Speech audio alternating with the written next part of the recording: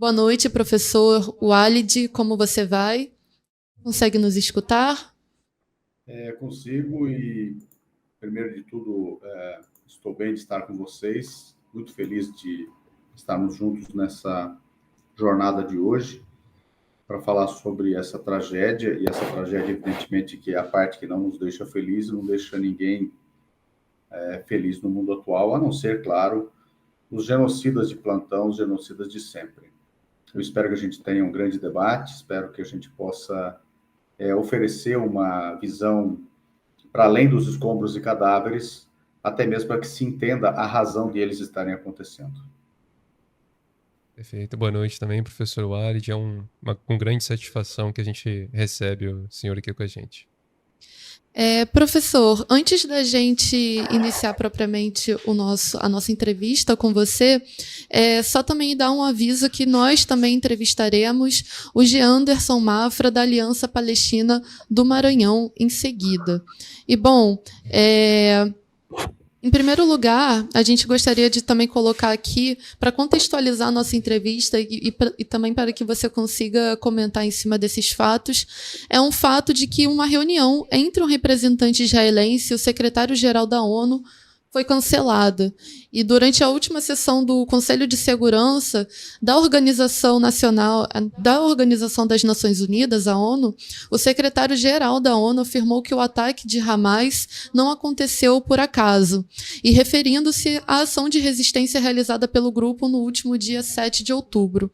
E ele ainda coloca que é importante reconhecer que os atos do Hamas não aconteceram por acaso, o povo palestino foi submetido a 56 anos de uma ocupação sufocante, eles viram suas terras serem brutalmente tomadas e varridas pela violência, e a economia sofreu, as pessoas ficaram desabrigadas e suas casas foram demolidas. E ele completa, né, a sua fala dizendo que os sofreres do povo palestino não podem justificar os ataques do Hamas, como uma forma de conciliação com as forças imperialistas.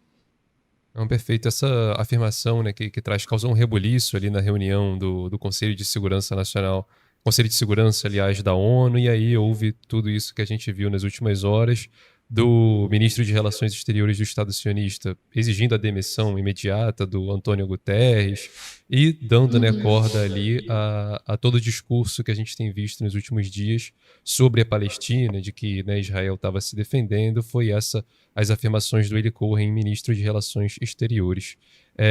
O que eu queria perguntar primeiro para o professor Walid tem até uma relação com uma outra entrevista que a Nova Democracia fez com o Walid sobre as mentiras, né, que a gente tem visto nos últimos dias, nas últimas semanas. Essa entrevista está no nosso portal, foi feita pelo Comitê de Apoio lá de Curitiba.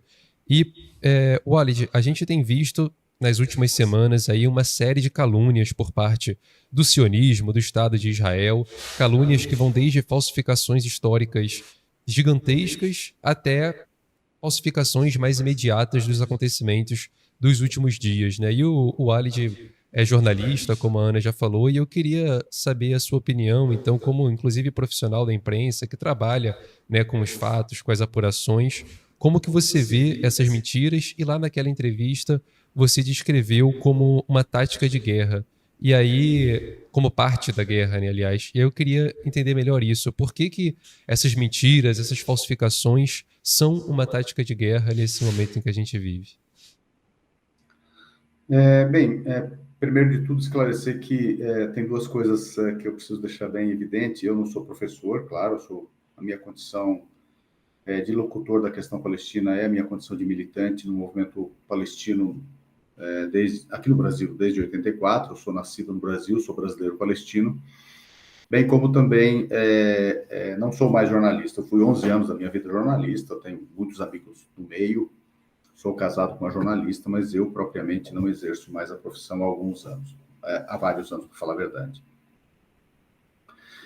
Mas claro que não é a condição de jornalista ou de trabalhador em comunicação que nos faz enxergar a propaganda de guerra promovida nesse momento como nunca antes, pelo menos que nós tenhamos conhecimento. A propaganda de guerra, ela se realiza já na Primeira Guerra Mundial, e não vamos entrar em detalhes, mas os britânicos foram os primeiros a instituir um organismo exclusivamente para coordenar a campanha de guerra. Propaganda de guerra, salvo o melhor juízo, ainda em 1913, foi integrado ao gabinete britânico. E nós poderíamos caminhar rapidamente e classificar a importância da propaganda de guerra e tudo que ela representou de demonização de demografias inteiras durante a Segunda Guerra Mundial também. Eu diria que a forma de propaganda de guerra moderna é a inaugurada com a chamada Guerra ao Terror, com aquela história inventada nos Estados Unidos do 11 de setembro de 2001. Ali foi inventada a Guerra ao Terror, ali foi inventada uma mentira na ONU a partir de uma foto que depois foi totalmente desmentida, apresentada pelo Colin Powell, em nome dos Estados Unidos, chefe do Departamento de Estado, secretário do Departamento de Estado, e disso decorreu tudo o que nós sabemos que aconteceu. Primeiro o Afeganistão e depois o Iraque. A forma televisionada, tal qual está, então, essa estética toda que nós estamos vendo, ela não acontece no Afeganistão, ela acontece no Iraque, em 2003. Então, a CNN nasce ali, inclusive, e a CNN transforma aquele genocídio contra o povo iraquiano, aquele massacre, aquela invasão, a destruição totalmente do Iraque num game. Então, são apresentados os mísseis, os aviões, aquela coisa, e tudo aquilo é plasticamente tornado belo e moderno, é bom deixar claro. Qual que é a diferença hoje? A diferença hoje é que toda a população palestina foi demonizada para ser exterminada. No Iraque não foi assim. Por mais que tenha sido, claro, de lesa humanidade aquilo, não foi assim que aconteceu naquele momento. Neste momento, nós vivemos já nas primeiras horas do sábado 7, uma avalanche de fake news. Então, sempre há mentiras na propaganda de guerra. Isso é fundamental compreender. Distorções, mentiras, meias-verdades, a demonização do outro lado. Isso é a regra da propaganda de guerra. Neste caso, em primeiro lugar, não há estados em guerra. Há uma população ocupada e um ente colonial, autoproclamado Estado e autodenominado Israel, que é um regime colonial de apartheid, de limpeza étnica, portanto, genocida à luz do direito internacional, que promove esta propaganda de guerra, mas ele não a promove sozinho. Ele não conseguiria promovê-la. Quem promoveu foi os Estados Unidos. Então, a metrópole são os Estados Unidos. E, neste momento, eu diria que um linchamento midiático, um genocídio midiático prévio e a demonização de toda a população palestina, direcionada para, mais especificamente, para a população palestina de Gaza, que 70% ou mais dela é refugiada, resultante da limpeza étnica de 48, para que a máquina de guerra depois esteja autorizada a eliminar essa população. E as declarações dos ministros e do próprio Netanyahu são de que toda esta população está implicada nisto ou naquilo outro. E a acusação de terror também não é nova. A guerra ao terror, que levou os Estados Unidos a destruírem o mundo, foi guerra ao terror, o apelido dela. Os nazistas acusaram, né, os judeus do gueto de Varsóvia, que reagiam, de terroristas. Mandela ficou preso a pretexto do quê? De terrorismo, 27 anos da vida dele. Ele não foi preso alegadamente porque lutava contra o supremacismo branco no regime de apartheid que vigorou na África do Sul. Então, essa é a cena nova. E prossegue até este momento. As fake news continuam sendo reproduzidas. Então, a primeira fake news das crianças enjauladas, derrubada. E derrubada, inclusive, pela mídia israelense. Uhum. Depois, a das crianças decapitadas, desmentida, inclusive pela imprensa israelense. Depois, a dos estupros, desmentida. Depois, a da criança carbonizada israelense, desmentida. Agora, foi destruído um hospital com 500 mortos, entre eles profissionais de saúde, e a mentira inventada foi de que os mísseis teriam saído da própria região de Gaza e, portanto, os próprios palestinos teriam bombardeado o seu próprio hospital. Todas as provas que vieram, inclusive de publicações do gabinete do Netanyahu, que apagou depois, claro, demonstram cabalmente que o míssil foi israelense. Portanto, isso é propaganda de guerra. E a Globo deu isso e não desmentiu até hoje isso. Né? A Globo, não só a Globo, outros veículos. Agora, eu poderia caminhar rapidamente, para não falar da terceira igreja cristã mais antiga do mundo, claro, a igreja é cristã, destruída também a de São Isidro, uma igreja da ortodoxa grega, Sim. e que servia de abrigo, porque as igrejas, as mesquitas, as escolas, os hospitais, outras unidades de saúde e outros equipamentos urbanos, e grande parte deles são da ONU na faixa de Gaza, são invioláveis pelas leis de guerra e, portanto, passíveis de servir para abrigos de guerra, abrigos da população que se socorre no momento de guerra. E todos eles foram atacados. E agora, uma senhora, uma idosa de mais de 80 anos, que foi libertada, são duas, na verdade, e uma delas declarou que foi bem tratada, etc., e imediatamente começou uma campanha de guerra contra essa senhora. Essa senhora foi coagida a modificar as suas declarações. E, graças aos céus, todos os veículos de comunicação não hegemônicos, bem como as mídias sociais, estão mostrando um vídeo e depois o outro posterior, e demonstrando que a narrativa inicial dessa senhora, inclusive na coletiva dela, e só depois de ela coagida é que ela começa a dar outras declarações, fazem parte da campanha de guerra e da mentira. E os grandes veículos de comunicação, eu recebi, por exemplo, de uma pessoa que é amiga, uma postagem do portal Terra, exatamente dando a versão israelense e mentindo sobre esse assunto. Isso tudo é campanha de guerra, e isso tudo é que está permitindo esse banho de sangue, este verdadeiro genocídio. Nós estamos falando agora de perto de 3.500 crianças mortas, porque nós estamos com... Pode chegar a 4.000 amanhã, porque nós estamos com 1.500 ou mais pessoas debaixo dos escombros, desaparecidas que devem estar debaixo dos escombros, e até esta manhã, 830 dessas desaparecidas são crianças. Então, some-se ao que já está computado como mortos, e some-se essa nova estatística que virá. Então, a Palestina hoje é uma estatística de morte, mais uma vez.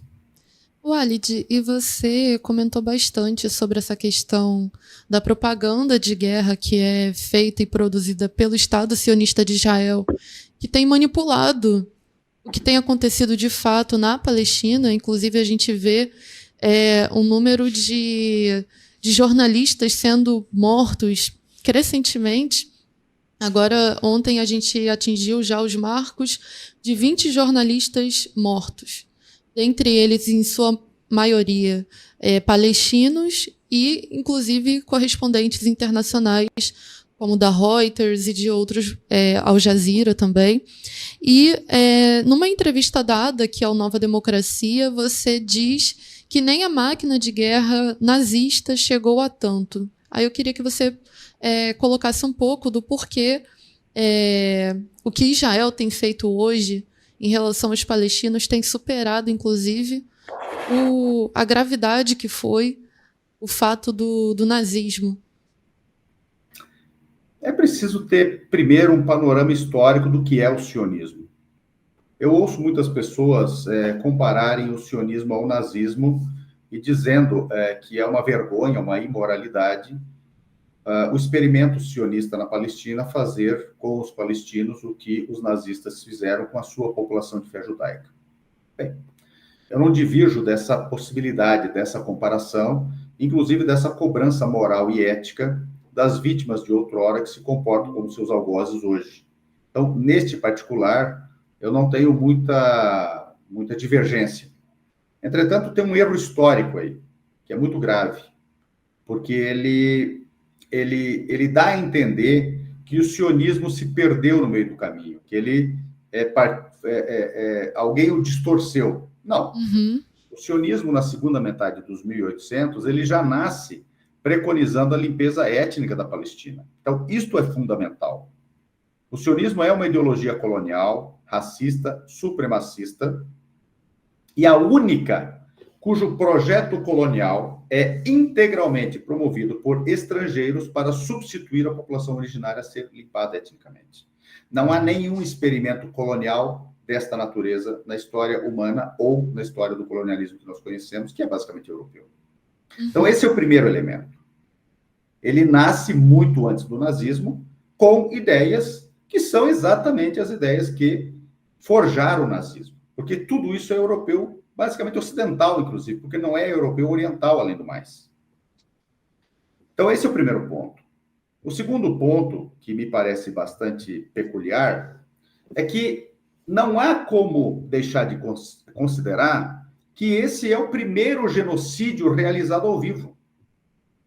Esse é o primeiro genocídio realizado em termos televisionados. É o primeiro genocídio televisionado da história. E é genocídio. Uhum. Eu não tenho condições de dizer, mas tenho condição de suspeitar que nos dias de hoje não deveria ser possível os crimes nazistas. Mas vendo o que eu estou vendo, e o que nós estamos vendo, e o que a humanidade está vendo, seguramente os nazistas estariam sendo entrevistados pelos grandes veículos de comunicação no Brasil hoje. Seguramente.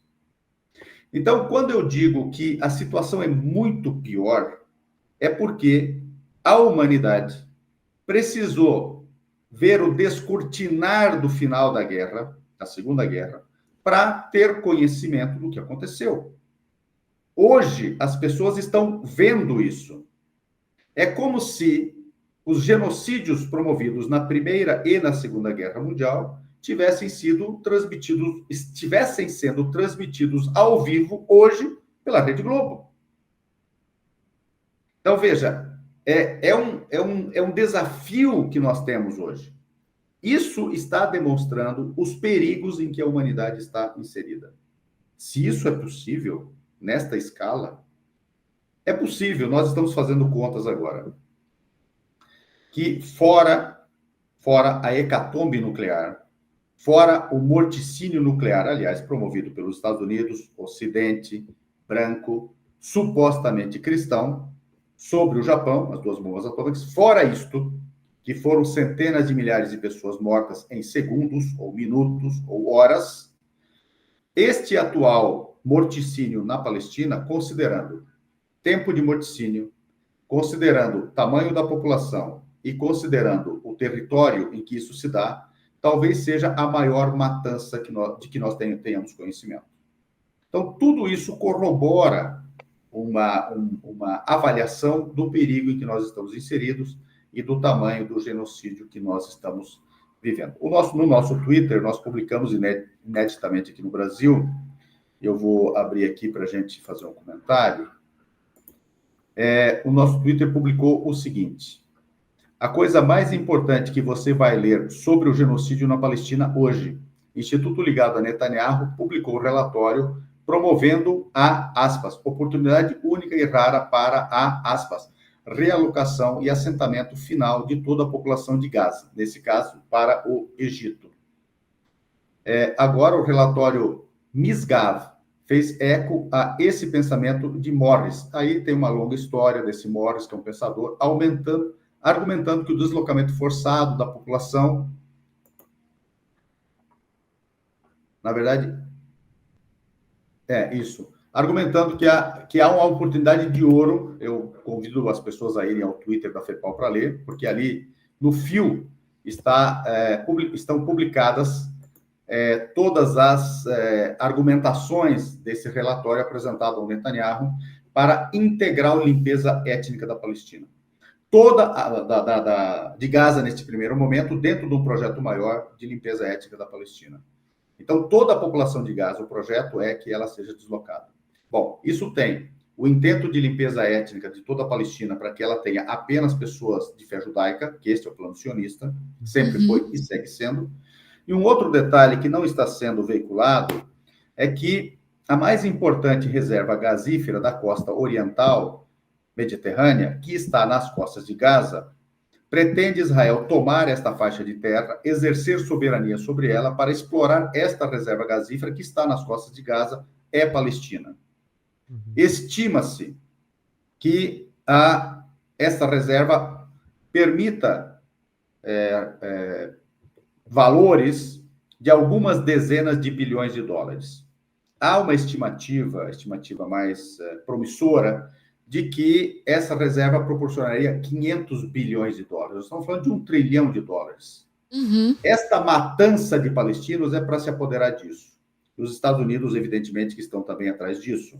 E, por fim, os Estados Unidos estão numa grande guerra campal contra o mundo para manter a sua hegemonia. Por isso, nós estamos diante de uma guerra ao terror 2, ou seja, uma fake news 2 em escala global. Walid, isso me remete a uma pergunta que eu estava para fazer agora para você, que lá atrás, no início da nossa entrevista, você mencionou guerras de invasão, também guerras de agressão, como o Afeganistão, o Iraque, e a gente destacou algumas diferenças que haviam entre essas guerras e a Palestina, ali na propaganda, no discurso, na forma, né, de empreender. O que eu queria perguntar é, a gente tratou um pouco das diferenças, mas quais que são as similaridades que há entre o que a gente vê em Gaza hoje e o que a gente viu, né, em Gaza praticado pelo sionismo, patrocinado pelo imperialismo norte-americano, e o que a gente viu no Iraque, no Afeganistão, seja nas táticas utilizadas, seja nos objetivos almejados. E aí eu acho que tem já até ligação com o que você acabou de trazer para a gente. Primeiro, para se apoderar de recursos energéticos. Segundo, para manter hegemonia na região e global. Terceiro, para, digamos, podemos dizer, né, para desafiar o mundo multilateral que está nascendo, para desafiar China e Rússia, mas não apenas, Índia e esse mundo multilateral que está nascendo. É preciso destacar que tem algumas coisas novas também. Então, tem as similitudes, ou seja, o equipamento é sempre norte-americano, a máxima destruição, o poderio aéreo. O que aconteceu, por exemplo, em Fallujah, bem como em Mossul, no Iraque, foi muito semelhante ao que acontece agora em Gaza. O grau de destruição integral de Mossul e de Fallujah quase integral é o que está acontecendo agora. Então, o modelo é sempre o mesmo. Máxima destruição e, mais do que isso, impedir que esta população, como aconteceu nesses países, tenha viabilidade econômica, tenha viabilidade de constituir-se como sociedade. A estratégia principal é sempre colapsar as sociedades, impedir que haja um país viável. Então, se tornam não países. É uma característica desse tipo de processo. E tudo isso é muito similar sempre. Bloqueio econômico, por exemplo, Gaza vive bloqueada há 18 anos. Antes de ser atacado em 2003, o Iraque ficou bloqueado desde 91. E este bloqueio levou à morte de 500 mil crianças. Só crianças. Aumentou o câncer, diminuiu a longevidade média, outras doenças que haviam sido erradicadas por falta de vacinação voltaram. Houve fome, houve desnutrição, houve nascimentos prematuros, houve nascimentos de pessoas portadoras de deficiência que não existiam. Tudo isso significa você interferir sobre uma demografia inteira para prejudicar o seu desenvolvimento humano, não raro para diminuir aquela população e, no caso palestino, para exterminá-la. Veja, o que acontece em Gaza hoje, por exemplo, nós temos neste momento, quando você mata, vamos agora, talvez ingressemos amanhã com mais de 4.500 mortes entre crianças e mulheres. O que isso significa? Significa que a possibilidade de reprodução dessa sociedade está sendo aniquilada. A criança que nasceu não vai crescer, evidentemente, e a mulher que vai ser parturiente não vai ser. Além do mais, nós temos que, agora, entre nascidos agora e para nascer agora, nós temos 3.000 mulheres palestinas grávidas. Para o curso dos 9 meses, entre as que estão e as que se estima, 50.000 mulheres. Não há estrutura hospitalar. Isso quer dizer programada limpeza étnica. Não tem outra explicação. Mas tem fenômenos novos nesse processo. Neste ano ainda, Irã e Arábia Saudita, que estavam programados pelo Ocidente para se conflagrarem e se autodestruírem, aniquilarem a região toda, e os Estados Unidos e Israel poderem mandar por mais 100 anos, apertaram as mãos, não aceitaram este jogo, regularam tudo na região, regularam o preço do petróleo e tudo o mais, apertando as mãos em Pequim. Isso era impossível de imaginar. Qualquer coisa deveria acontecer com aperto de mão em Washington. Isso não aconteceu.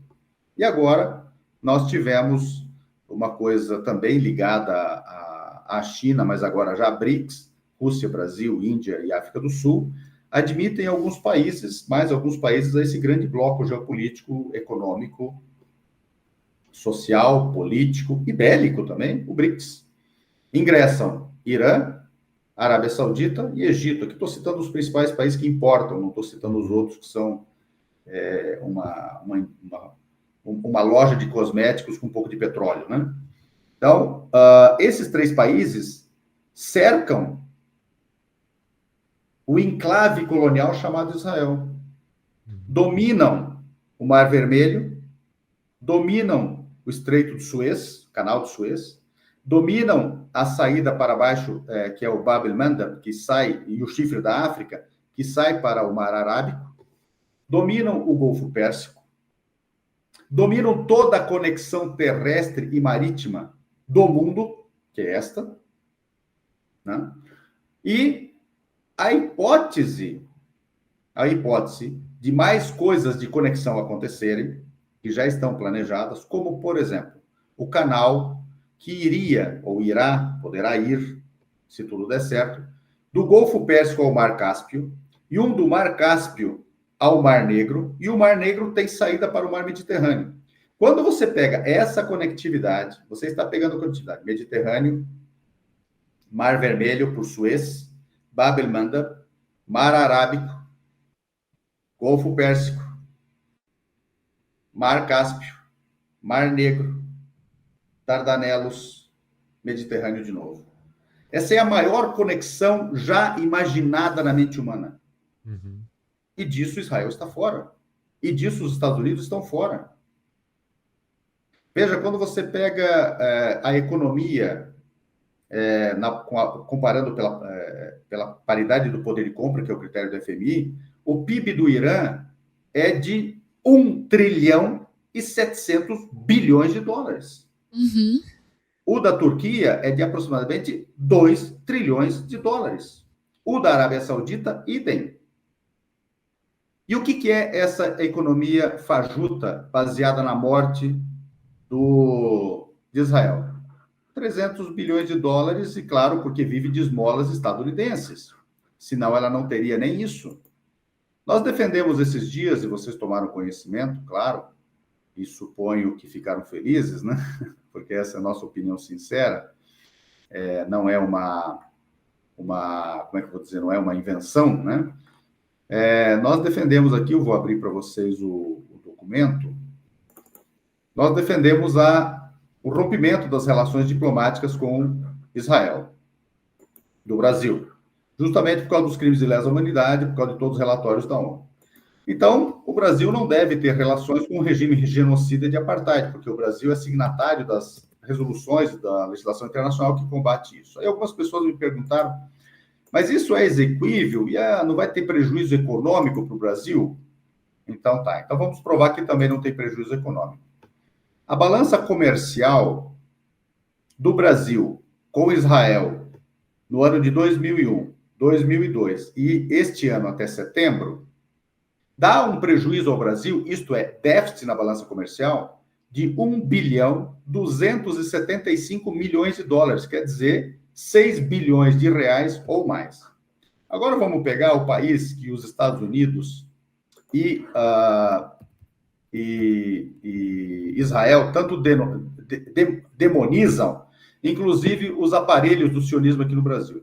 Superávit neste mesmo período para o Brasil de 7 bilhões 537 milhões de dólares. Isso dá quanto? Isso dá quase 40 bilhões de reais.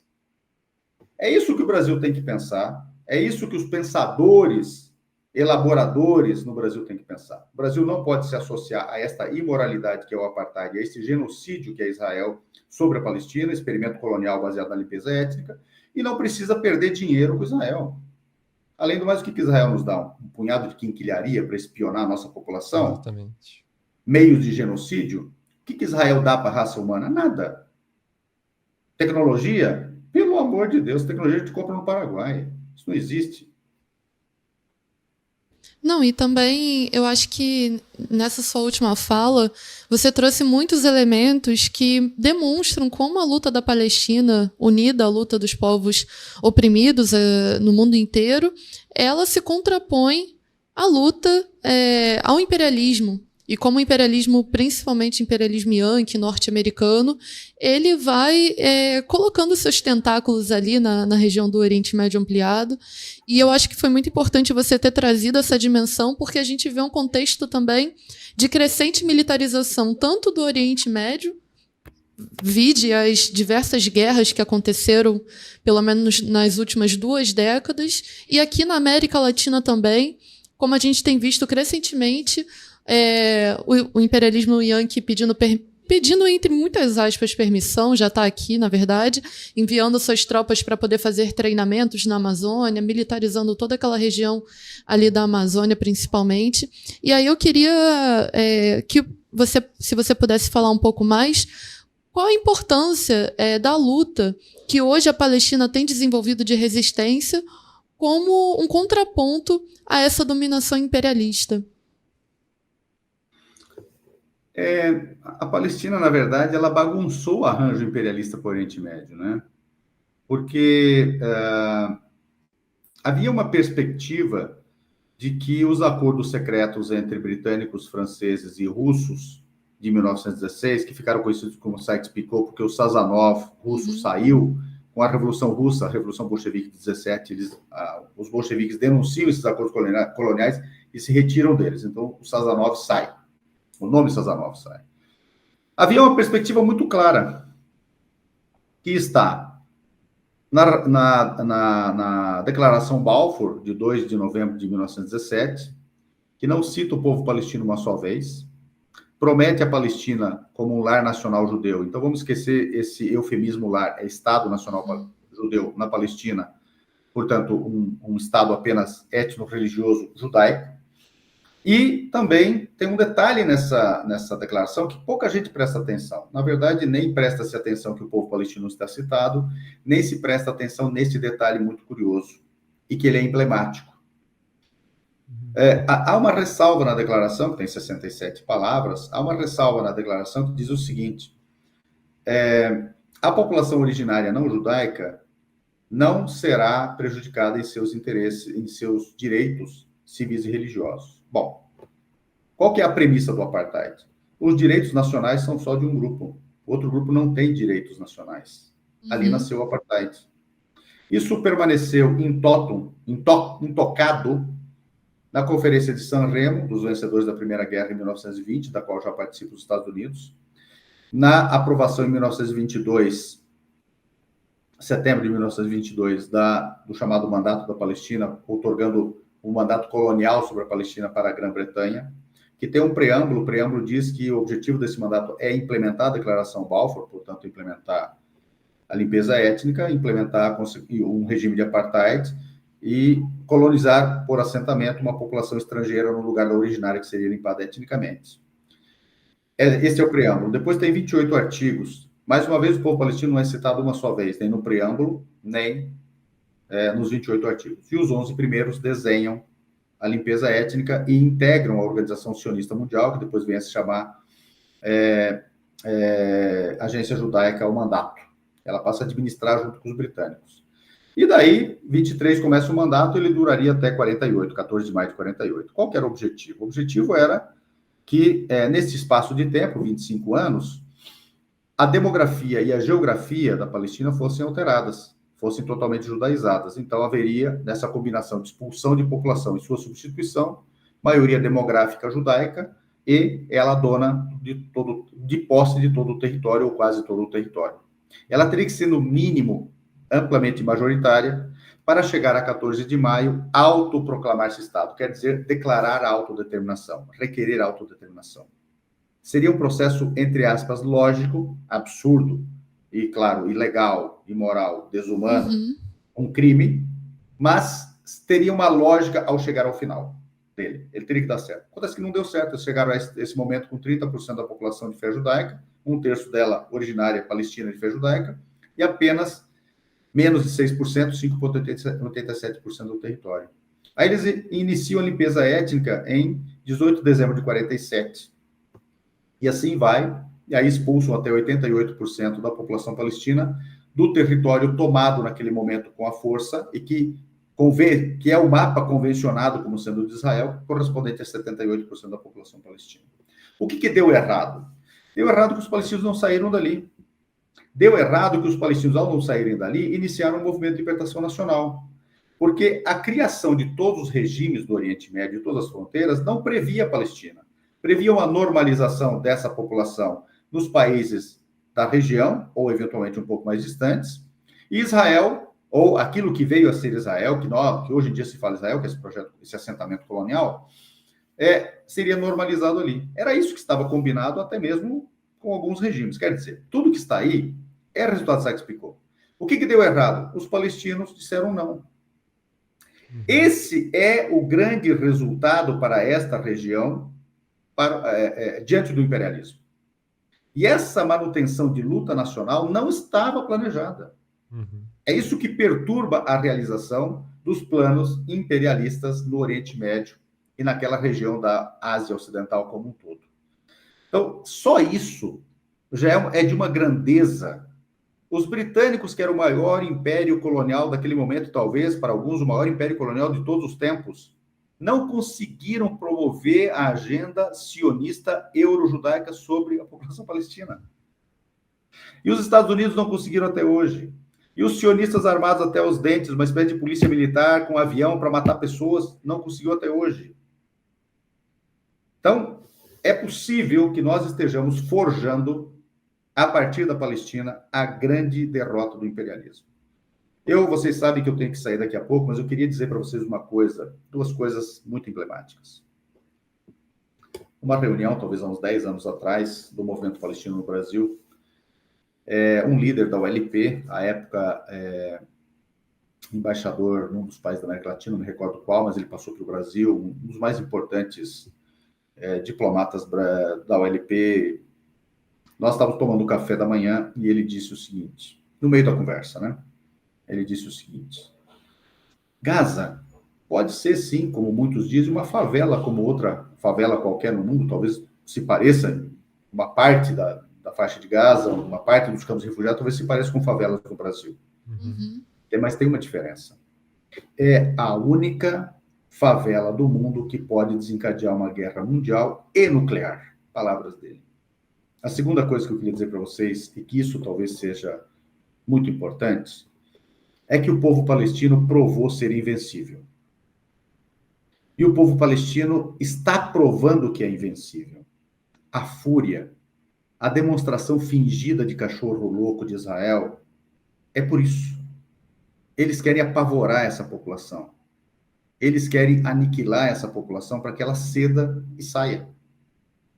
E esta é uma guerra que não é do Netanyahu, essa é uma guerra do Biden e dos Estados Unidos. Eles é que estão comandando essa guerra.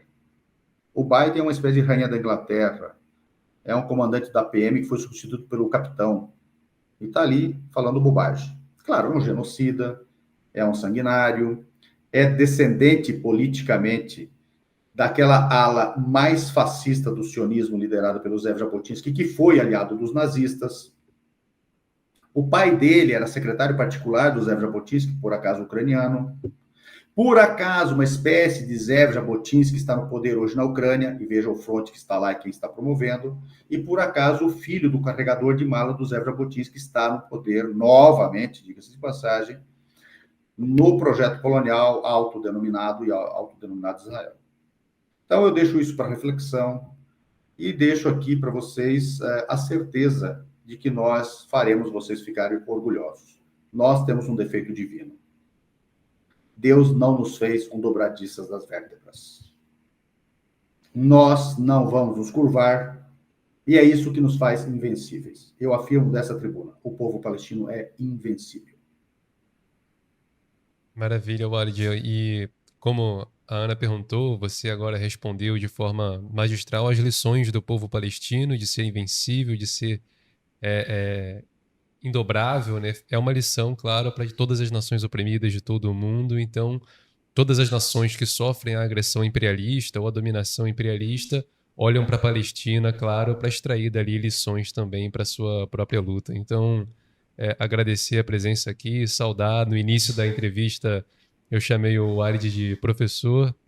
Ele corrigiu, falou que não era um professor, mas agora, no final da entrevista, me sinto plenamente confortável para chamá-lo de professor, dada todas as lições que nos deu aqui na entrevista de hoje. Então, agradecer mesmo toda a participação aqui e, novamente, as lições que deixou tanto para a gente quanto, claro, para todos os nossos espectadores e ouvintes.